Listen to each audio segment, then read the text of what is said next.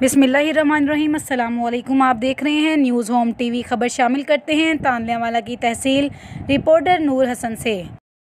जी बिल्कुल, तांदलेवाला वापटा के एसडीओ उमर अमीन ने अपने ड्राइवर कैसर को कहा कि सरकारी रसीद पर साइन करके इसकी गाड़ी में पेट्रोल डलवा लाए, जिस पर ड्राइवर कैसर ने कहा कि वो सिर्फ सरकारी गाड़ी में पेट्रोल डलवा सकता है, आपकी प्राइवेट गाड़ी में नहीं।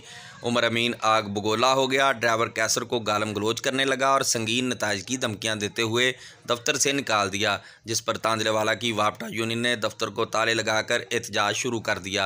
एहतजाज में एसडीओ के नारवा सलूक पर नारेबाजी की गई। ड्राइवर ने मीडिया से गुफ्तगू करते हुए कहा कि एसडीओ उमर अमीन ने चंद रोज़ कबल भी मेरे दस्तखत के बगैर सरकारी रसीद पर पेट्रोल डलवाया।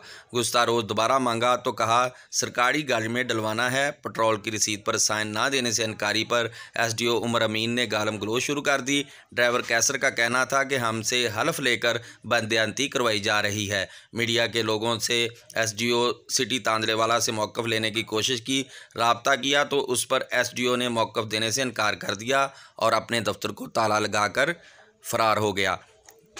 जी